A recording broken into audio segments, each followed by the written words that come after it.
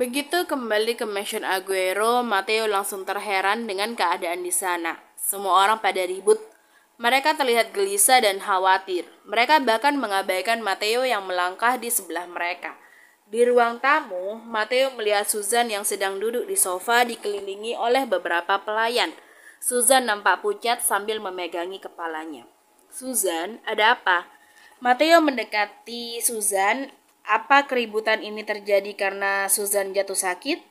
Tuan, Susan menatap Matteo dengan frustasi. Ia tidak mampu berkata-kata. Nyonya Aguero ngidam, ujar salah satu pelayan. Lalu apa yang membuat kalian sangat frustasi dengan itu? Tanya Matteo. Nyonya ingin melihat Tuan menyiksa seseorang di depannya, ujar pelayan. Tanpa membalas, Matteo bergegas pergi ke kamar Violetta. Untung saja ada pelayan yang mengatakan kalau Violetta ada di kamar utama, sehingga Matteo bergegas ke sana. Matteo berhenti di depan pintu yang terbuka. Dirinya tidak bisa masuk ke dalam sebelum diizinkan. Melihat Matteo ada di depan, Marcelo langsung mengangguk sebagai isyarat memberikan izin. Matteo masuk ke dalam, membuat Gita yang juga ada di sana langsung memalingkan wajahnya. Semua orang berkumpul di sofa, di mana Violetta sedang duduk bersandar dengan wajah yang kesal. Marcelo duduk di sebelah kanan Violetta. Di sebelah kiri ada Gita. Di belakang berdiri beberapa pelayan yang sering melayani Violetta. Mereka berusaha membujuk Violetta untuk membatalkan keinginannya itu. Violetta, aku bisa memberimu hal yang lain. Bagaimana dengan uang atau permata? Oh, apa kau mau mandi dengan uang? Aku bisa melakukannya, ujar Marcelo. Nggak tertarik. Violetta berwajah datar. Violetta, ayolah. Di antara semua hal yang bagus, kenapa kau memilih hal seperti itu? Bukannya kau suka uang? Kau harus menerima tawaran Marcelo. Itu menguntungkan. Aku juga penasaran rasanya mandi uang, ujar Gita. Kalau begitu, kau saja yang melakukannya. Aku sudah muak dengan uang. Pokoknya aku mau lihat penyiksaan. Violetta tetap teguh pada keinginannya. Heh, Violetta. Cecilia berteriak di depan pintu. Sama seperti Matteo tadi, dia menunggu izin untuk masuk. Setelah mendapatkan izin, Cecilia masuk ke dalam dengan menggebu-gebu. Apa maksudmu ingin melihat adegan penyiksaan? Kau tidak kasihan pada anakmu? Apa jadinya mereka nanti? Tanya Cecilia. Tentu saja jadi mafia. Gimana sih? Sinis Violetta. Aku tahu mereka akan jadi mafia. Tapi tidak perlu latihan sejak dalam kandungan, ujar Cecilia. Menyegarkan. Cecilia menghela nafas. Ia harus sabar. Violetta sedang sensitif saat ini. Violetta, oh Dominic. Kedua mata Violetta langsung berbinar saat melihat Dominic di depan pintu. Masuklah, ujar Violetta. Apa? Kenapa kau sangat bahagia saat Dominic datang? Marcelo sedikit kesal, padahal sejak tadi Violetta terus menekuk wajahnya. Karena dia penyelamatku, psikopat sejati. Violetta tersenyum. Hah? Dominic yang awalnya bahagia karena mendapat sambutan langsung diam di tempat. Maksudmu? Tanya Dominic. Dominic, bisakah kau menunjukkan skill penyiksaanmu yang hebat di depanku? Tanya Violetta memelas. Tidak, Dominic berteriak. Kenapa? Violetta cemberut. Mana mungkin aku membiarkan kedua keponakanku menyaksikan adegan seperti itu. Mereka bahkan belum lahir, ujar Dominic. Tapi mereka yang memintanya, balas Violetta. Tetap tidak. Tapi kalau kakak ipar tetap memaksa, aku bisa memberikanmu ini. Dominic menunjukkan CD dengan film psikopat. Dasar gila. Cecilia langsung merebut CD itu dari Dominic. Kita bisa nobar, ujar Dominic. Nobar. Ini sama saja, kau tidak menolak permintaan Violetta.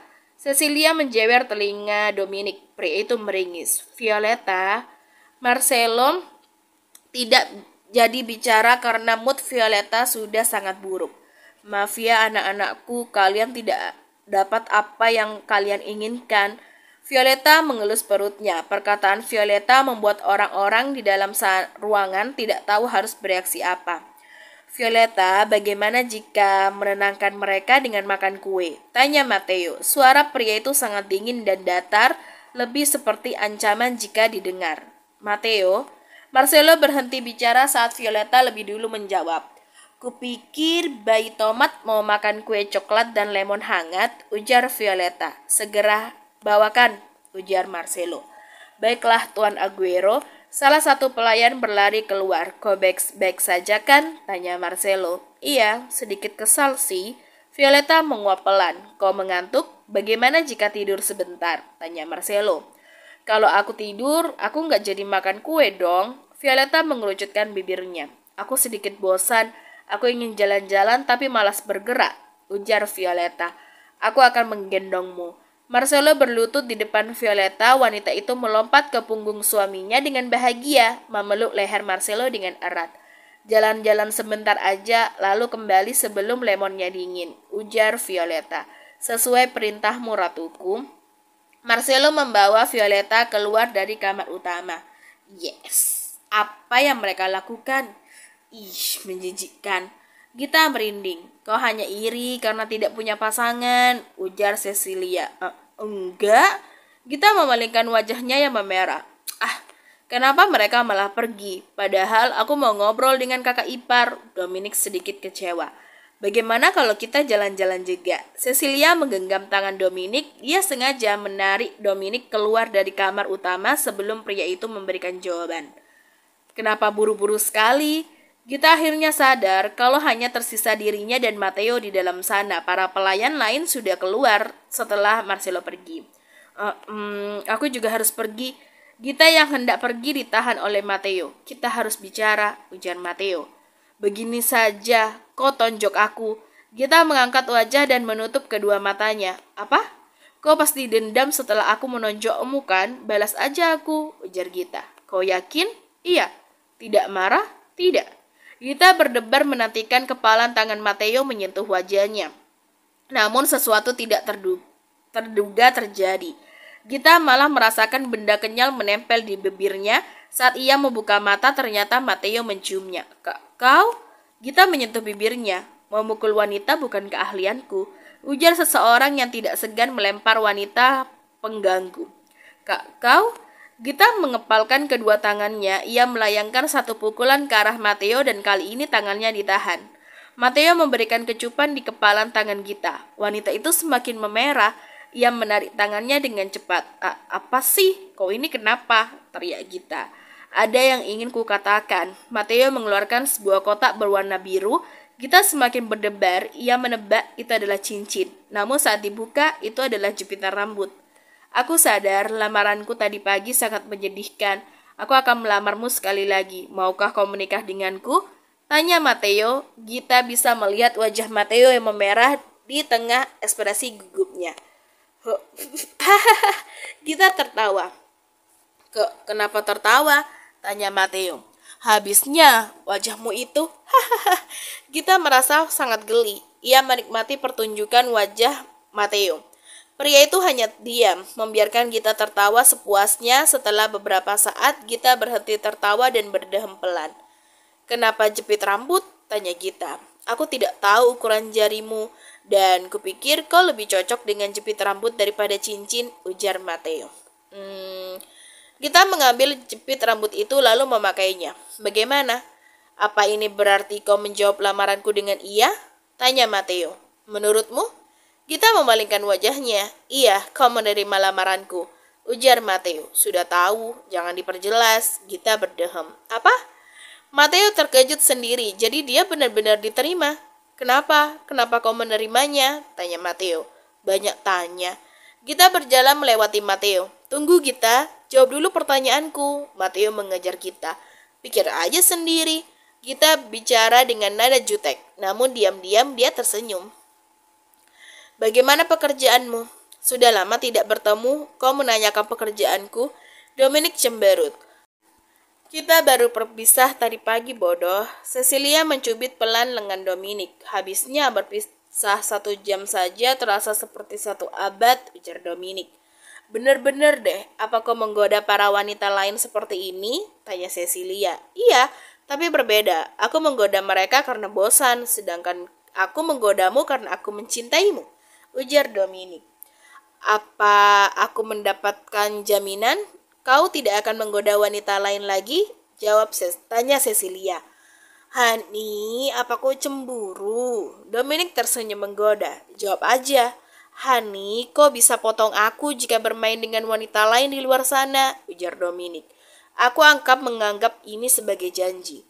Kau juga boleh berasumsi sebagai sumpah, jawab Dominic. Lalu, bagaimana dengan pekerjaanmu? Tanya Cecilia. Semuanya sudah selesai, aku tinggal mempersiapkan pesta perayaan pemimpin baru, ujar Dominic. Kau akan jadi tuan besar sekarang, Cecilia menggandeng lengan Dominic. Hehehe, apakah aku sudah keren? Tanya Dominic. Kau akan selalu terlihat payah di depanku, dasar. Dominic menempelkan tubuhnya pada Cecilia sambil melangkah. Dominic, apa kau akan hidup sebagai Toretto? Tanya Cecilia. Iya, kenapa? Aku membenci nama ini, tapi aku tidak bisa melepasnya dengan mudah. Aku tumbuh lebih baik dengan nama belakang Toretto, ujar Dominic. Itu hanya nama belakang, orang yang memberimu dorongan adalah Aguero. Iya, tapi aku tidak mau kembali. Aguero adalah tempat yang berat untukku. Tapi pada akhirnya aku tetap seorang Aguero, ujar Dominic. Aku hanya memberimu satu pesan, apapun yang terjadi ke depannya, kau harus selalu mengingat siapa yang setia mendukungmu, ujar Cecilia. Bukan tulus mendukung? Dominic menatap Cecilia. Tulus? Apa hal seperti itu ada? Cecilia tersenyum miring. Kau benar. Dominic, iya sayang, aku mencintaimu. Kenapa tiba-tiba sekali? Dominic senang dan malu di saat bersamaan. Hanya ingin mengatakannya. Cecilia tersenyum. Aku juga mencintaimu. Tidak, aku sangat luar biasa mencintaimu sekali. Ujar Dominic, pemborosan kata yang bagus. Cecilia menarik Dominic. Bagaimana jika kita ke kamarku? Bisik Cecilia. Honey? Dominic tersenyum nakal. Violeta memakan kue coklat dengan lahap. Dia hanya sendirian di kamar utama karena Marcelo harus pergi mengurus hal penting. Violeta merasa sedikit kesepian, tapi dia mengerti Marcelo adalah orang yang sibuk. Violeta malah heran Marcelo bisa menemaninya dari awal kehamilannya. Dengar ya kalian bocah tomat, ayah kalian adalah anjing lembut berkulit serigala. Dia orang hebat yang rela menunda pekerjaannya demi kita. Kalau kalian sudah dewasa nanti, kalian harus merawatnya dengan baik, oke? Awas aja kalau jadi beban keluarga. Violeta mengelus perutnya. Violeta, Gita mengetuk pintu. Masuklah. Gita masuk ke dalam dengan wajah tegang. Violeta mengerutkan dahi. Apalagi saat Gita berjalan seperti robot. Sangat kaku. Kau kenapa? Violeta melirik Gita. Wanita itu duduk di sebelahnya lalu membenamkan wajah di bahu Violeta. Gita, kau baik-baik saja kan? Violeta menepuk kepala Gita. Aku melakukannya, bisik Gita. Melakukan apa? Aku menerima lamaran Matteo. Masih berbisik namun Violeta bisa mendengar teriakan kecil di sana. Tunggu, kapan dia melamarmu lagi? Tanya Violeta. Saat kau keluar dari kamar ini, jawab Gita. Dia melamarmu di sini, yang benar aja.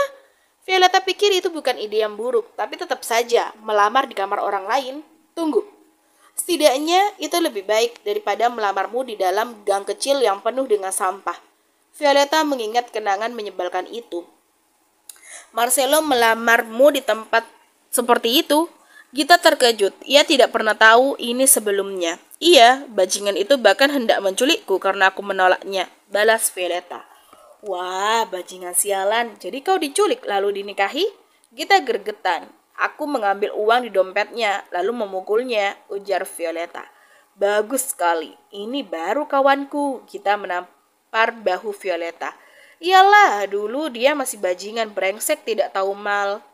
Violeta menutup mulutnya, lagi-lagi dia mengatakan kata-kata kasar. Sangat sulit mengendalikan perkataanmu, ujar Violeta. Lalu, apa selanjutnya? Kita penasaran. Kenapa kau malah kepo pada ceritaku? Akulah yang seharusnya bertanya kenapa kau menerima lamarannya, tanya Violeta. Oh, itu. Kupikir aku menyukainya, cicit Gita. Kupikir. Violeta tidak bisa berkata. Sekali lagi, ia mengingat masa lalu. Saat itu, Violeta bersedia menikah dengan Marcelo karena uang. Itu tidak terlalu buruk, ujar Violeta. Aku gugup sekali. Aku tidak menyangka akan menikah dengannya. Apa yang harus aku lakukan sekarang? Aku tidak punya pengalaman apa-apa soal pernikahan, ujar Gita. Itu mah dari tamu. Sialan, ups. Maafkan kakak, anak-anak. Gita mengelus perut Violeta. Kakak, Violeta tertawa. Diem deh. Sadar umur dong, kau itu nenek, bukan kakak, ujar Violeta. Enak aja. Marcelo tiba di mansion pukul 1 pagi. Dia sudah berusaha semaksimal mungkin untuk mempercepat pekerjaannya. Namun tetap saja, ia pulang terlambat. Violeta tidur di sofa kamar utama. Di perutnya terdapat sebuah buku yang berjudul Menjadi Seorang Ibu. Marcelo meletakkan buku itu di atas meja, lalu mengangkat Violeta. Wanita itu langsung terbangun karena pergerakan tersebut. Ia menatap Marcelo dengan mata belum terbuka sepenuhnya. Kau pulang? Iya. Marcelo membaringkan Violeta di atas ranjang. Maaf ya, aku pulang terlambat. Marcelo mengecup dahi Violeta. Tidak apa-apa, pasti berat. Violeta menatap ke meja putih Marcelo yang dihiasi bercak darah di beberapa tempat. Jangan dilihat. Marcelo tidak sadar ada darah di kemejanya. Dia lalu terburu-buru karena ingin melihat kondisi Violeta. Iya, ini aku tutup mata. Violeta menutup matanya, perlahan ia tertidur lagi. Marcelo turun dari ranjang dengan pelan-pelan, kemudian masuk ke dalam kamar mandi untuk membersihkan diri. Keluar dari kamar mandi, Marcelo melihat Violeta masih tertidur. Marcelo bergegas memakai pakaian lalu bersiap tidur di sebelah istrinya. Ia memeluk Violeta dengan lembut dan memejamkan matanya. Marcelo membuka mata. Violeta juga membuka matanya. Aku mau makan hotdog, lirih Violeta. Aku akan meminta Koki untuk membuatnya, ujar Marcelo. Tidak mau, aku mau makan hotdog yang dijual di sebelah cafe X. Suara Violeta bergetar. Kau sangat menginginkannya? Marcelo membelai rambut Violeta. Iya, sangat. Aku akan membelinya. Tunggu aku ya. Kau akan pergi sendiri? Kau bisa minta pelayan untuk melakukannya, ujar Violeta. Ini kan permintaan istimewa. Masa meminta orang lain untuk melakukannya? Marcelo turun dari ranjang, ia mengambil jaket lalu mendekati Violeta untuk memberikan kecupan kecil di pipi istrinya. Cepat ya, iya. Marcelo keluar dari kamar utama. Jarak kamar utama dengan halaman terbilang cukup jauh, apalagi harus jalan kaki. Aku menyesal tidak membuat lift. Marcelo berlari secepat mungkin. Sampai di halaman, Marcelo naik ke atas sepeda motor. Pengawal yang berpikir Marcelo akan pergi dengan mobil langsung terkejut. Sudah lama sejak Marcelo menggunakan sepeda motor. Menurut Marcelo, mengendarai sepeda motor bisa mempercepat pergerakannya daripada mengendarai mobil. Marcelo menarik gas hingga kecepatan penuh. Udara dingin menembus jaket tebal yang ia pakai, tapi itu tidak menjadi masalah untuknya. Butuh waktu 30 menit bagi Marcelo sampai di tempat yang Violeta katakan. Sayangnya saat Marcelo tiba, tempat itu telah tutup. Marcelo menekan bel rumah di sebelah kios hotdog. Ia tahu itu pemiliknya tinggal di sana. Setelah menekan bel berkali-kali, seorang pria pun muncul. Pria itu adalah penjual hotdog. Dia terlihat berantakan dengan wajah yang mengantuk. Hei tuan, apa kau tidak tahu jam berapa sekarang? Kenapa kau menekan bel rumah orang lain seperti itu? Tanya pria itu. Aku ingin membeli beberapa hotdog. Bung, apa kau gila? Ini hampir pukul 2. Siapa yang ingin makan hotdog di jam seperti ini? Apa kau YouTuber? Apa ini semacam prank? Pria itu menggerutu. Istriku sedang hamil. Dia sangat ingin makan hotdog buatanmu, ujar Marcelo. Istrimu ya istrimu, urusannya lah adalah urusanmu, bukan urusanku. Pergilah ke tempat lain yang bisa membuatkan seorang hotdog di pukul 2 pagi. Saat pria itu hendak menutup pintu, Marcelo menerobos masuk. Hei, kenapa kau? Pria itu terdiam saat Marcelo meletakkan sebuah pistol di sebelah kepalanya. Pedagang hotdog yang awalnya setengah mengantuk langsung merasa waspada. Bung, jangan main-main. Kau membunuh seseorang karena hotdog? Pedagang bergetar. Lalu, Marcelo menekan pistol. Hei, tunggu dulu. Aku punya 2 orang anak yang masih kecil, ujarnya. Aku tidak akan membunuhmu jika kau bersedia membuatkan hotdog. Tentu saja, aku akan membayar lebih. Nada bicara Marcelo membuat pedagang hotdog ketakutan. Aku akan melakukannya, beri aku waktu. Sekarang, baik. Marcelo mengikuti pedagang hotdog masuk ke dalam kiosnya. Selama memanggang sosis, pedagang hotdog terus bergetar karena Marcelo memberikannya tatapan tajam. Ini dia. Pedagang memberikan tas berisi beberapa hotdog pada Marcelo. Sudah kau ikat dengan kuat kan? Tanya Marcelo. Sudah, ini tidak akan hancur. bahkan saat kau mengebut dengan kecepatan tinggi, ujarnya. Baiklah. Marcelo mengambil tas, lalu memberikan beberapa lembar uang $100 pada pedagang hotdog. Tanpa bicara lagi, Marcelo pergi meninggalkan pedagang yang masih bergetar.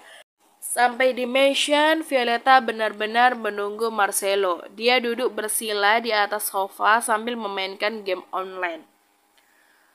Kenapa kau menunggu? Aku pergi terlalu lama, ujar Marcelo. Karena aku tahu kau akan kembali. Violeta menarik tas berisi hotdog. Terima kasih suamiku, ucap Violeta. Sialan, bisa-bisanya. Kita berlari lebih kencang. Ini masih pukul 3 pagi. Dia harus berlari mengelilingi mansion karena tidak bisa tidur. Kita terus memikirkan lamaran Matteo. Apa benar dirinya akan menikah semudah ini? Aku kan mau pacaran dulu. Gita berteriak. Ia berhenti berlari lalu mengelap peluhnya. Kau mau pacaran dulu? Iya. Gita menoleh ke arah Matteo yang ada di belakangnya. Sama seperti Gita. Matteo sedang berlari keliling mansion. Maksudku, Gita bingung apa yang harus dia katakan pada Matteo sekarang. Kau tidak mau menikah? Tanya Matteo. Bukan begitu. Setelah memikirkannya lagi, ternyata aku belum siap untuk menikah. Lirih Gita. Iya, aku juga. Apa? Gita terkejut. Setelah melamarmu, aku merasa khawatir. Aku takut tidak bisa menjadi suami yang baik dan malah membuatmu tersiksa. Matteo mengusap lehernya. Kita sama-sama labil ya. Gita tertawa kaku. Itu karena aku tidak pernah mencintai seseorang sebelumnya, ujar Matteo. Mencintai? Gita menutup mulut. Ia berteriak karena spontan. Iya, aku mencintaimu. Matteo menyentuh jari-jarinya. Matahari belum terbit dan dia sudah merasa canggung lagi. Apa kau sudah memikirkannya sebelum bicara? Kita takut perkataan Matteo sama seperti lamarannya, belum memikirkannya matang-matang. Lamaranku memang payah, tapi tidak dengan perasaanku. Kau pasti berpikir aku bodoh karena baru menyadari hal ini sekarang. Gita Farasya, aku mencintaimu. Matteo menatap Gita dengan wajah memerah. Itu Gita berdebar kencang. Perasaan aneh menyeliputi dirinya. Rasa bahagia menggebu-gebu. Aku juga. Aku mencintaimu, ujar Gita dengan suara yang sangat kecil sampai bisa dibilang dia hanya bergumam. Namun perkataan Gita bisa ditangkap jelas oleh telinga Matteo yang sangat tajam. Haruskah kita pacaran dulu? Tanya Matteo. Kupikir bisa. Gita tersenyum malu. Baiklah. Kecanggungan melanda mereka berdua. Kak, kalau begitu aku akan melanjutkan kegiatanku sekarang. Gita lanjut berlari. Rupanya Matteo ikut berlari di belakangnya. Kenapa dia ikut lari sih? Gita sangat malu. Dia memerah. Matteo tersenyum kecil. Dominic menggerakkan tangan untuk memeluk Cecilia. Saat ia sadar sang kekasih tidak ada di sana, dia membuka kedua matanya. Lampu di kamar dimatikan, namun Dominic bisa melihat dengan jelas Cecilia yang sedang berdiri di balkon. Hani, terlalu dingin di sini. Dominic menghampiri Cecilia. Hani, Dominic menatap lekat Cecilia yang menunjukkan ekspresi tegang. Ada apa? Tanya Dominic. Apakah ada orang di luar sana yang mengetahui kehamilan Violeta? Tanya Cecilia. Hanya orang-orang tertentu saja. Kau bisa menghitungnya dengan jari. Apalagi kakak belum menyebarkan undangan pesta kehamilan. Memangnya kenapa? Dominic tahu sesuatu sedang terjadi. Apa kau tahu harimau hitam? Tanya Cecilia. Bagaimana bisa aku tidak mengetahuinya? Harimau hitam adalah sebuah julukan yang diberikan kepada seorang pria. Dia adalah seorang pekerja bayaran seperti Cecilia. Dia adalah satu-satunya orang yang bisa menyamai kehebatan Cecilia. Namun setahun yang lalu dia menghilang. Orang-orang mengatakan kalau dia terbunuh dalam misi yang saat itu diberikan oleh Aguero. Dia tidak pernah terdengar lagi, bahkan jejaknya pun menghilang. Kenapa kau bicara soal dia? Tanya Dominic. Dia masih hidup. Sudah kuduga, orang sepertinya tidak mungkin mati semudah itu. Lalu apa yang membuatmu khawatir? Dominic menyentuh dagunya saat menyadari sebuah benang merah. Harimau hitam menghilang setelah menerima misi dari Aguero. Jika dia masih hidup, dia memiliki cukup waktu untuk mengumpulkan kekuatan untuk menyerang Aguero. Jadi kakak benar-benar memberinya misi untuk menjebaknya.